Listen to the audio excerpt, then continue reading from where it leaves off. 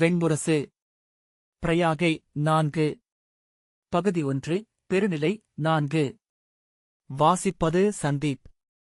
இமய மலையடுக்குகள் நடுவே சாருகம்பு மலைச்சிகரமும், கேதாரநாத மொழியும், சிவலிங்க மலையும், மேருமுகடும், தலசாகர மலையடுக்குகளும் சூழ்ந்த பனிப்பரப்பில் கட்டப்பட்ட யானைத்தோல் கூடாரத்தின் உள்ளே இருந்த நெருப்பைச் சுற்றி தாமிரரும் அவரது 12 மாணவர்களும் அமர்ந்திருந்தனர். மலைகளாலான இதழடுக்குகளுக்குள் தாமரையின் புள்ளிப்பீடம் போன்றிருந்தது அவ்விடம். பட்டுத்திரைக்கு அப்பால் விளக்கேற்றியது போல மேற்குவானில் செறிந்த சூரியனின் ஒளி ஊறிப்பரவிய மங்கிய பிற்பகல் ஒளியில் மென்பனி துகள்களாக பெய்து பொறுக்குகளாக அடர்ந்து மேலும் குளிர்ந்து பளிங்கு பரப்பாக மாறிக்கொண்டிருந்தது. அலையலையாகச் சென்ற காற்றில் பனித்தூறல் திரைச்சீலை போல நெளிந்தது. கூடாரவாயில் வழியாக வெளிவந்த செந்நிற ஒளியில் பொன்னிறப்புகை போல நின்றது.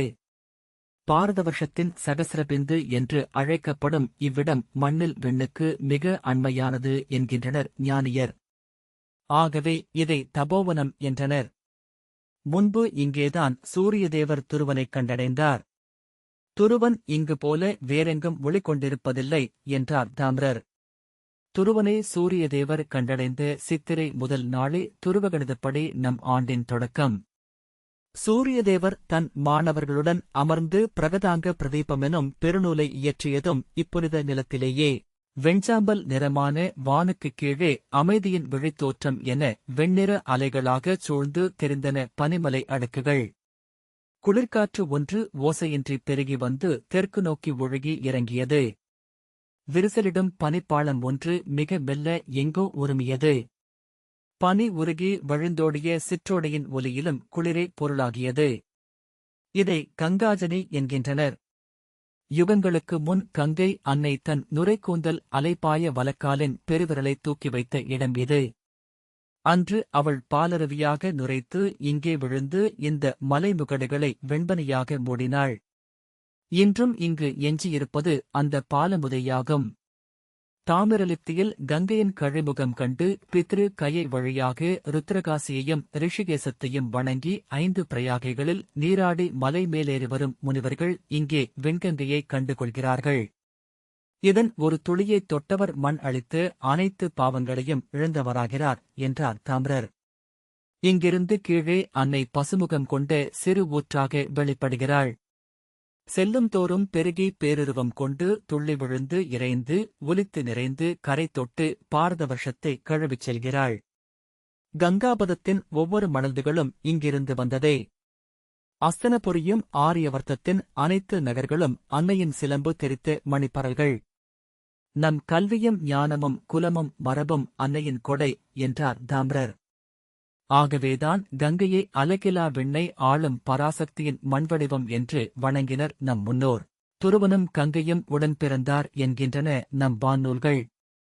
கங்கை நீரை கையில் வைத்து துருவனை நோக்கி நின்று பேருறுதிகளை மேற்கொள்ள வேண்டும் என்கின்றனர். நிலை கொள்ளலும் அலைப்பாய்தலும் இரு பக்கங்களாக அமைந்ததே முழுமை என்று உணர்க, செயலின்மையும் செயலூக்கமும் ஒன்றை ஒன்று நிறைப்பதே லீலை தாமிரர் சொன்னார். துருவன் நிலைபேறு கொண்டு அமைந்த பின் யுகயுகங்கள் சென்றன.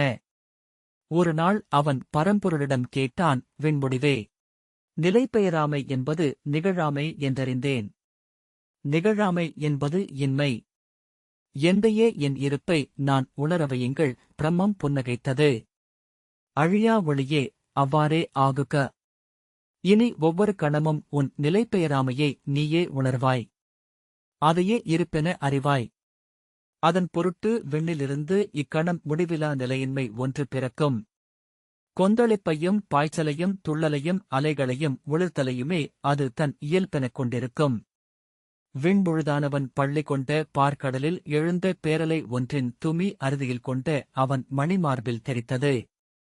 அவன் கண்விழித்து எழுந்து புன்னகை செய்தான். உன் விழைவு என்ன? எதற்காக இங்கு வந்தாய் என்றான். எந்தையே, இந்த வெண்ணொளி பெருகிய எல்லையின்மையில் என் இருப்பு என்பது இன்மைக்கு நிகரானதென்றே உணர்கிறேன். அதிலிருந்து என்னை விடுவித்துக் கொள்ளவே துள்ளினேன் என்றது அந்தப் பால்துளி. அதை தன் சுட்டு விரலால் தொட்டு எடுத்த வெண்ணிறைந்தோன் முழுமையில் இருந்து பிரிப்பது அகங்காரம். அதன் 3 முகங்கள் ஆணவமும் கர்மமும் மாயையும். உன் ஆணவம் அடங்காத காமம் வழியாகவும் ஓயாத கர்மம் வழியாகவும் நிகழ்க. காமமும் கர்மமும் இணையென முயங்கிய நிலையே பேரன்பு. அதையே தாய்மை என்று அறிகின்றன உயிர்க்குலங்கள். இனி நீ அன்னையின் மண்வடிவாகவே கருதப்படுவாய். ஆவது ஆக்கி அணைவது அறிந்து எல்லை கண்டு அடங்காமல் இனி நீ பாலாழியில் அமைய இயலாது என்றான். ஆம், அதையே விழைந்தேன் என்றது பால்துளி. 100 மகாயுகங்கள் நீ உன் காமத்தில் அலையடிப்பாய். கர்மத்தில் சுழல்வாய். கருணையில் கனிவாய். கன்னியம் அன்னையுமாய் முடிவிலாது நடிப்பாய். உன் சுழற்சி முடிவரும்போது மீண்டும் ஒரு துளியாக மீண்டு பார்க்கடலில் உன்னை அழிப்பாய். ஓம் அவ்வாறே ஆகுக என்று சொல்லி தன் சுட்டு விரலை தன் வலக்காலடியில் வைத்து பால்துளியை அங்கே விட்டார். விஷ்ணுவின் விரல் நுனியில் இருந்து பாதத்தை நோக்கி ஒளிவிட்டு துளித்து ததும்பி அசைந்த இறுதிக் கணத்தில் அன்னை சொன்னாள். எந்தையே, நான் நதி, பெண், அன்னை.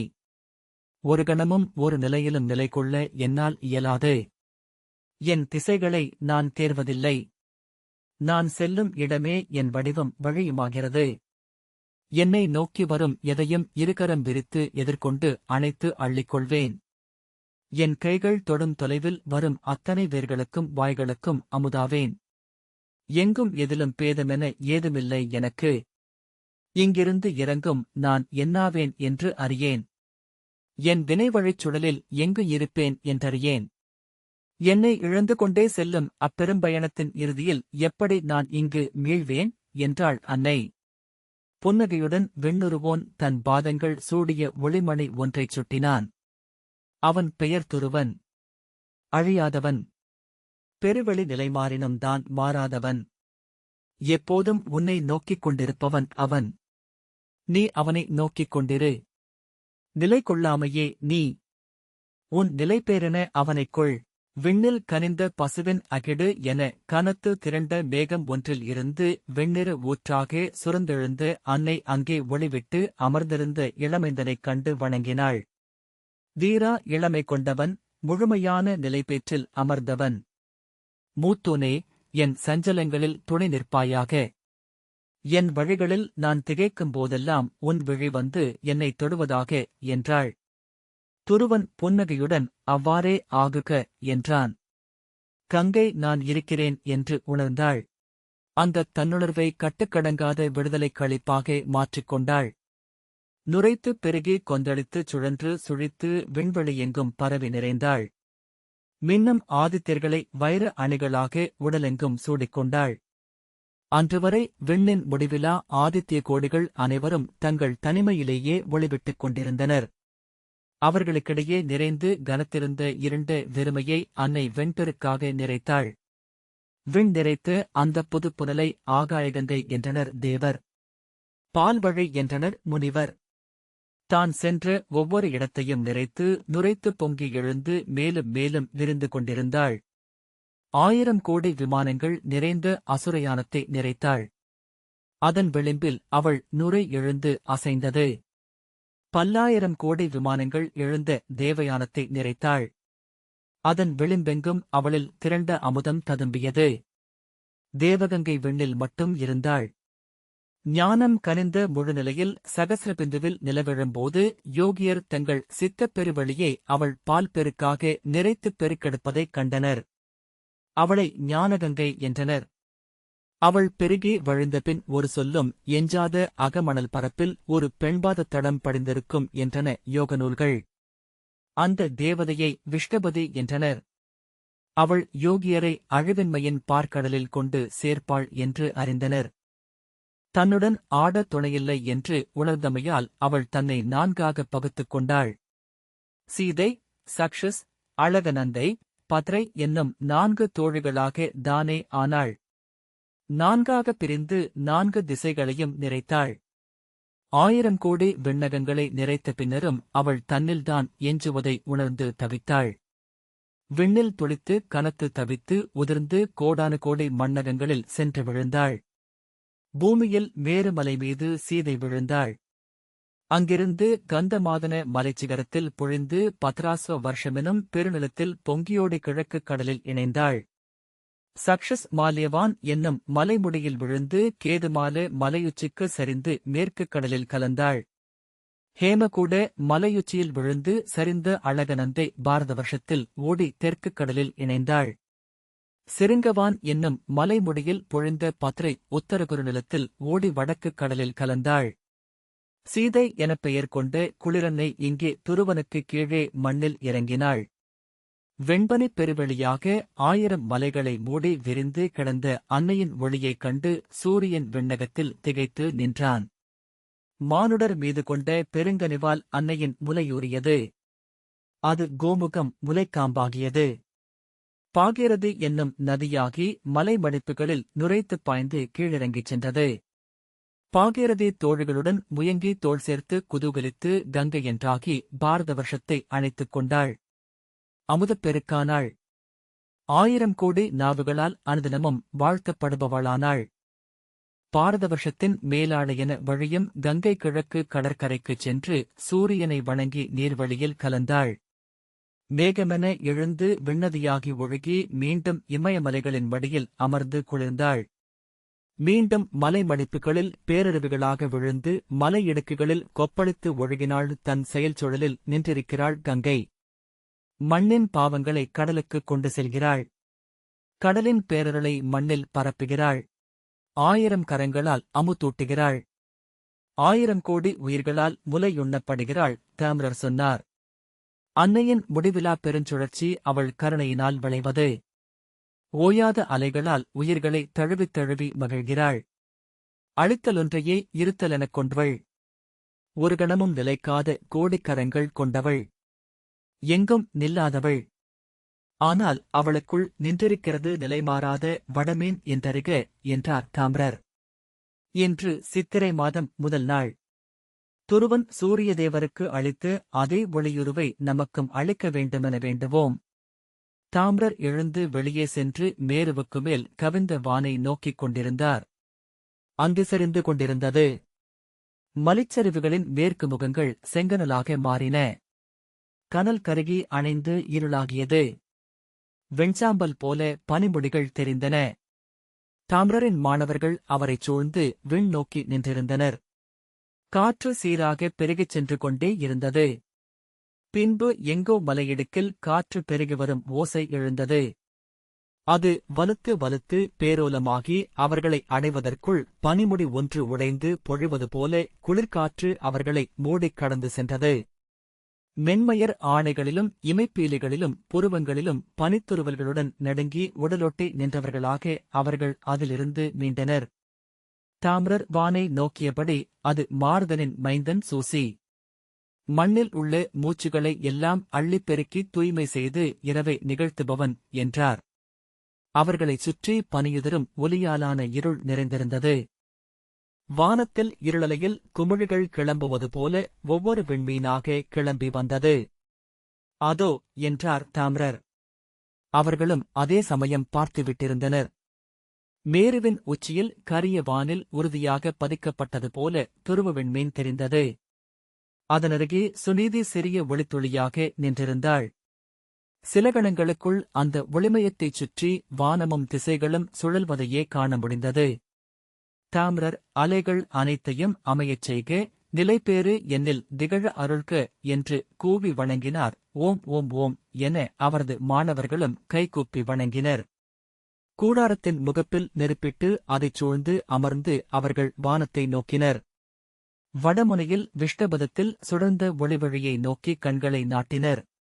ஒவ்வொருவரும் தங்கள் உறவை ஊரை குலத்தை சுயத்தை துறந்து வரச் செய்த உறுதியை எண்ணிக்கொண்டனர். அதை மீள மீளச் சொல்லியபடி நிலைபெயரா வான்புள்ளியை நோக்கி ஊழ்க்கத்தில் அமர்ந்தனர். அவர்களின் விழிமுன் கீழ்வானில் செம்மை மேலெழுந்து வந்தது. மலைமுடிகளின் கிழக்குப் பக்கங்கள் ஒளி கொள்ளத் தொடங்கின. பனிப்பரப்புகள் நெருப்பை பிரதிபலிக்கும் கண்ணாடி வெளியாகின. மின்னும் குளிர். வெண்ணெருப்பென நின்றெறியும் கடுங்குளிர். வடக்கே வானில் எழுந்த நரைமுடித்தலை போல துலங்கி வந்த சிகரத்தைச் சுட்டி குளிர்ந்தவள் எனப் பெயர் கொண்ட கங்கையின் முதல் காலடி பட்ட இடம் அது என்றார் தாமிரர். அதை மேரு என்கின்றனர் நூலோர். மானுடர் எவரும் அந்த பனிமுடியைத் தொட முடியாது. அந்த முடிக்கு நேர்மேலே துருவனின் இடமென்பது வானியலாளர் கணிப்பு. கங்கை பிறந்த விஷ்ணுபதம் என்னும் விண்பிலம் மேருவுக்கு மேலே துருவனுக்கு அருகே உள்ளது. அதை நோக்கி அமர்ந்திருக்கிறது இந்த தபோவன பூமி. வான் தன்னை மண்ணுக்கு அறியத் தந்த இடம் இது. மண் தன்னில் வானை பெற்றுக்கொண்ட இடம். பாரத வருஷத்தில் இதற்கிணையான இன்னொரு புனித மண் இல்லை, தாம்ரர் சொன்னார். கங்கை இங்கே விண்ணுக்கும் மண்ணுக்கும் ஒருங்கே உரியவளாக இருக்கிறாள். இங்கு நீராடுபவர்கள் ஆகாய கங்கையில் நீராடும் தூய்மையை அடைகிறார்கள். தபோவனத்தின் வெண்பனிப் பரப்பின் மேல் சூரியனின் கதிர்கள் நீண்ட வெண்சட்டங்களாக சரிந்து விழுந்தன. வானம் அப்போதும் இருண்டிருக்க பனிக்கரை ஒளிவிட்டது. மரப்பட்டை பாதணிகள் உரசி ஒலிக்க தாம்ரரின் 12 மாணவர்களும் குளிரில் உடலை இறுக்கி நடந்து வந்தனர். தாம்ரர் மெல்லிய குரலில் கங்கையை வழிபடும் பாடலொன்றை முணுமுணுத்தபடி நடந்தார். பனி பொழிந்து உறைந்து படிக்கட்டுகள் போல ஆகியிருந்த சரிவு வழியாக இறங்கி வந்தனர். அங்கே வெண்பசுவின் முகம் போல நீண்டு தெரிந்த ஊற்றுக்கண்ணை நோக்கிச் சென்றனர். கோமுகத்தில் இருந்து உருகிச் சொட்டிய நீர் வெண்பனிப் பரப்பின் மீது இளநில நிறத்தில் வழிந்தோடியது. அங்கே பனி உப்புத்துருவல் போல பொறுக்குகளாக குவிந்திருந்தது.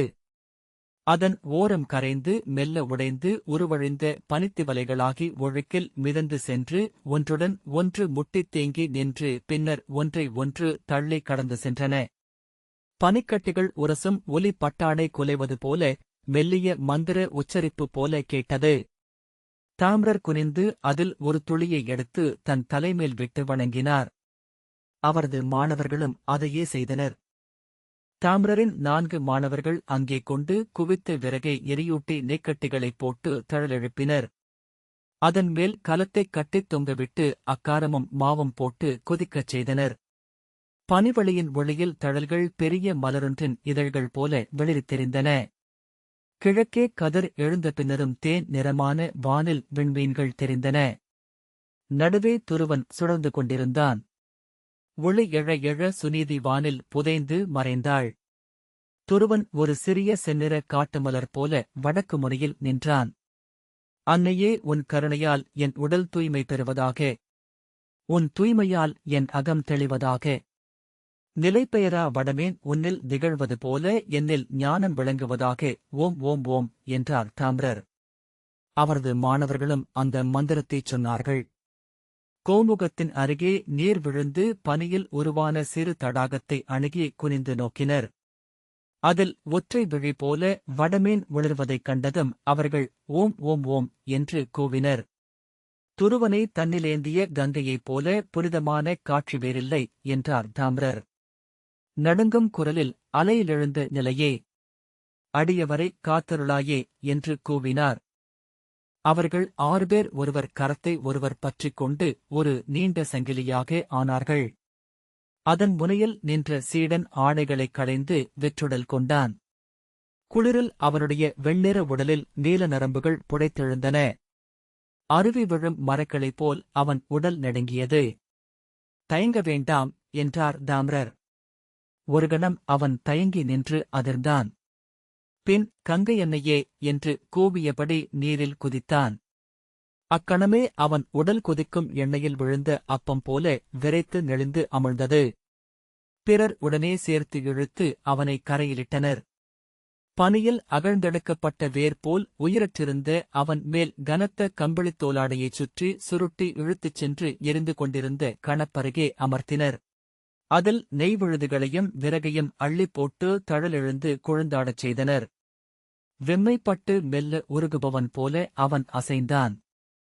சிறிய முனகலுடன் உயிர் கொண்டான். கனகையே அன்னையே, கங்கையே அன்னையே என்று சொல்லிக் கொண்டு நடுங்கினான். அதன்பின் அடுத்த சீடன் சுனி நீரில் குதித்தான். ஒவ்வொருவராக அதில் மூழ்கி எழுந்தனர். நீலம்பாரித்த உதடுகளுடன் துள்ளி அதிரும் உடல்களுடன் அவர்கள் நெருப்பருகே குவிந்து அமர்ந்திருந்தனர்.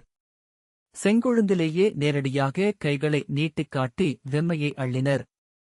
அவர்களனைவருக்கும் சூடான பானத்தை மூங்கில் குவளைகளில் விட்டு வழங்கினான் ஒரு சீடன். இருகைகளாலும் வெம்மையைப் பொத்தியபடி அவர்கள் அருந்தினர். மெல்ல மெல்ல அவர்களின் குருதியில் அனல் படர்ந்தேறியது. காது மடல்களிலும் மூக்கு நுனியிலும் விரல்களிலும் வெம்மை ஊறியது. மீண்டும் காற்று வீசத் தொடங்கியது. ஒளி மறைந்து பனிவெளி இருண்டது. வானில் விண்மீன்களெல்லாம் அணைந்தன. இறுதியாக துருவன் மூழ்கி பின்னகர்ந்தான். நாம் கிளம்ப வேண்டியதுதான். இன்றிரவுக்குள் நாம் பாகீரதியின் முதல் வளைவை அடைந்துவிட வேண்டும். இங்கு இன்னொரு நாள் தங்குமளவுக்கு நம்மிடம் உணவும் விறகும் இல்லை என்றார் தாம்ரர். அவரது மாணவன் ஒருவன் சிறிய தோல் சுருள் ஒன்றை எடுத்து அவரிடம் கொடுக்க அதை தரையில் விரித்து அதிலிருந்த திசைகள் மேல் கையொட்டி மலைமுடிகளை அடையாளம் கண்டார். வரைபடத்தில் கண்ட வழியை நினைவில் நிறுத்தியபடி எழுந்து மலைகளை நோக்கினார். பின்னர் தென்மேற்கு திசை நோக்கி கை நீட்டி அவ்வழியே என்றார். அவரது மாணவர்கள் விரைந்து கூடாரத்தை கழற்றிச் சுருட்டிக் கட்டினர். எஞ்சிய விறகையும் உணவுப் பொருட்களையும் கட்டி எடுத்துக் கொண்டனர். பனியில் ஊன்றி நடப்பதற்கான கோல்களை ஒருவன் அனைவருக்கும் அளித்தான். காற்று வலுவான சீரான பெருக்காக தென்கிழக்கு நோக்கி சரிந்து சென்றது. அன்னை கங்கையே என்றார் தாம்ரர். அண்ணாந்து கண்மீது கை வைத்து மங்கலாகி மெல்லிய வெண்திற்றலாக தெரிந்த மேருமலையை நோக்கினார். வடமேன் துணை செய்க என்றபின் திரும்பி நடந்தார். அவரது மாணவர்களில் ஒருவன் சுனைக்குள் ஏதோ மின்னுகிறது என்றான். மீனாக இருக்கும் என்றான் இன்னொருவன். இப்பனிச்சுனையில் மீன்கள் இல்லையே என்றபடி இன்னொருவன் சற்று முன்னால் சென்று நோக்கி அது வடமீன் என்றான். தாம்ரர் திகைப்புடன் வானை நோக்கினர். இன்னொரு சீடன் விண்ணில் இல்லாத மீன் சுனையில் எப்படித் தெரியும் என்றான். அதற்குள் சீடர்கள் கோமுகச் சுனை நோக்கி ஓடத் தொடங்கினர். அருகே சென்ற ஒருவன் குருநாதரே அது வடமீனேதான் என்றான். நடுங்கும் காலடிகளை விரைந்து வைத்து தாம்ரர் கோமுகச்சுனை அருகே வந்து நின்றார். வெண்ணுரை பனிசூழ நீலநீர் நிறைந்து மெல்லிய அலைகளுடன் கிடந்த கோமுகச் சுனையில் அவர்கள் விடியற்காலையில் கண்ட வடமீன் அசைவற்று நின்றிருந்தது. தாம்ரரின் மாணவர்கள் அனைவரும் வானை நோக்கினர். அங்கே பனிப்பிசிறுகள் பொழிந்த வானம் மங்கலான வெண்ணிறத்தில் விரிந்து வளைந்து மூடி நின்றிருந்தது. அவர்கள் திகைப்புடன் தாம்ரரை நோக்கினர். அவர் கைகளைக் கூப்பி ஆம் என்றார். அவர்கள் அவர் சொல்லப்போவதை எதிர்நோக்கி அருகணைந்தனர். அன்னையின் ஆடல் என்றார் தாம்ரர். அவளில் ஒரு துளி மண்ணிலொரு மகளாக பிறக்கவிருக்கிறது. முடிவிலா காமமும் முடிவிலா செயலுக்கமும் கொண்ட அன்னை ஒருத்தி எழவிருக்கிறாள். பெருஞ்சினமும் பெருங்கருணையும் ஏந்தி உலகு புறக்கப் போகிறாள். ஒரு மாணவன் மெல்லிய குரலில் எங்கே என்றான். அதை நானறியேன். அவள் இம்முறை ஆடவிருப்பதென்ன என்றும் நாம் அறிய முடியாது. அவள் வருகை நிகழ்வதாக, இந்த மண் நலம் கொள்வதாக என்றார். குழம்பியவர்களாக மாணவர்கள் கைகூப்பினர். மலைச்சரிவிறங்கி தென்மேற்கு நோக்கிச் செல்லும்போது தாம்ரர் ஒரு சொல்லும் பேசவில்லை. பாகீரதி வளைவுகளில் விரைவழிந்து நிலைத்த சுழிகளிலெல்லாம் வடமீன் அதில் விழுந்திருப்பதை அவர்கள் கண்டனர். மெல்ல துணிவை திரட்டிக் கொண்ட ஒரு மாணவன் கங்கை அன்னையல்லவா? பெருங்கருணை கொண்ட அன்னையாக அவள் வருவதை எண்ணி நாம் மகிழ்வதல்லவா முறை என்றான். தாம்ரர் தலை தூக்கி நோக்கி ஆம், அன்னையின் வருகைக்கு நாம் மகிழ்ந்தேயாக வேண்டும். கரைமேறி எழுந்து நகரங்களை இடித்து காடுகளை மூடி பெருக்கெடுக்கும் வெள்ளமும் அவள் கருணையே. அவளை நாம் ஒருபோதும் முற்றறிய முடியாது என்றார். அச்சொல் கேட்டு நடுங்கி அவர்கள் ஒருவரை ஒருவர் நோக்கினர். எங்கோ அவள் வருகைக்காக பாதைகள் அமைகின்றன. அவள் ஆடும் களங்கள் ஒருங்குகின்றன. பாரத வருஷம் மீது முகில்திரள் பரவி இடியோசை எழுகிறது. மின்னல் ஒளிவிடுகிறது என்றார். பின்னர் மலையிறங்கி ரிஷிகேச தவச்சாலையை அடைவது வரை அவர் ஒரு சொல்லும் பேசவில்லை. வெண்முரசு நாவல் தொடர்பான அனைத்து விவாதங்களும். இந்த வாசிப்பை கேட்டதற்கு நன்றி.